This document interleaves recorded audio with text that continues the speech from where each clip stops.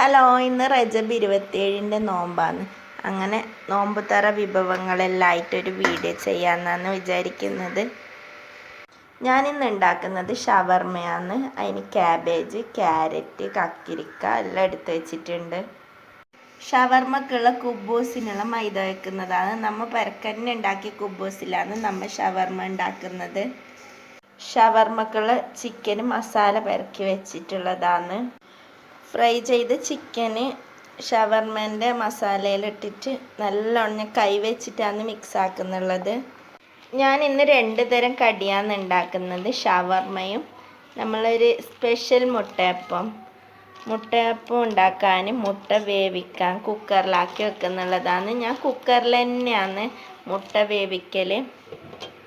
ഞാൻ പറഞ്ഞിട്ടില്ലേ നമ്മളൊരു സ്പെഷ്യൽ മുട്ടയപ്പാണ്. അതിനാണ് മുട്ടയപ്പത്തിനാണ് ഉള്ളി, പച്ചമുളക്, ഇഞ്ചിയെല്ലാം ഇവിടെ മുറിച്ച് റെഡിയാക്കി വെച്ചിട്ടുള്ള.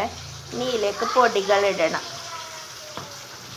അങ്ങനെ പൊടികളെല്ലാം ഇട്ട് കടലപ്പൊടി, മൈദപ്പൊടി എല്ലാം ഇട്ടിട്ട് നല്ല മാവ്, ഉള്ളി, പച്ചമുളക് എല്ലാം ഇട്ടിട്ട് നല്ല മിക്സ് ആക്കിയിട്ട് മാവ് റെഡിയാക്കി മുട്ടയപ്പത്തിൻ്റെ.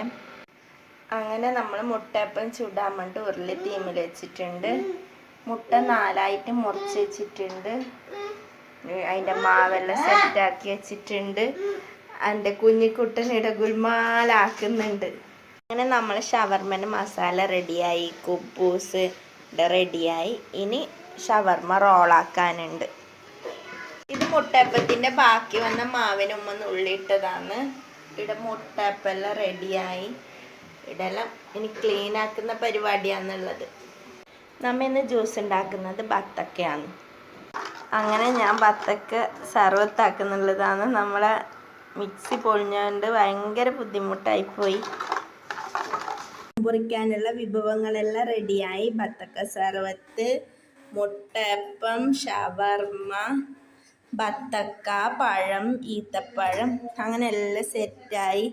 ഇനി നോമ്പൊറിക്കാൻ വെയിറ്റ് ആക്കുന്നുള്ളതാണ്. എൻ്റെ മക്കളെല്ലാം ഇവിടെ ഇരുന്നിട്ടുണ്ട്.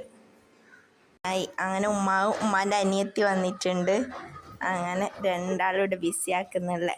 ടൈം പോകുന്നില്ല എന്ന് പറഞ്ഞിട്ട് നമുക്ക് നോമ്പ് മുറിച്ചിട്ടല്ല. അങ്ങനെ നോമ്പ് തുറക്കാൻ പത്തലും ചിക്കൻ കറിയാണ്. നമ്മൾ നെയ്ച്ചോറ് ഉണ്ടാക്കാമെന്ന് വിചാരിച്ചത്. അപ്പോൾ ഉമ്മാൻ്റെ അനിയത്തി പറഞ്ഞ് നെയ്ച്ചോറ് വേണ്ട, പത്തല് മതി. അങ്ങനെ നമ്മൾ പത്തലും ചിക്കൻ കറിയെല്ലാം കൂട്ടിയിട്ട് ഫുഡ് കഴിച്ചിട്ട് വരാം.